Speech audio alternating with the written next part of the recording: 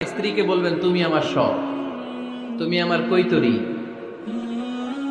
তুমি আমার টুনটুনি, তুমি আমার ময়না পাখি, তুমি আমার সোনা পাখি। ওই যে কয় কলিজা, তার মানে প্র্যাকটিস চলে বাসায়। আর কি ডাকেন ভাবিরে, কি ডাকেন বলেন? জান,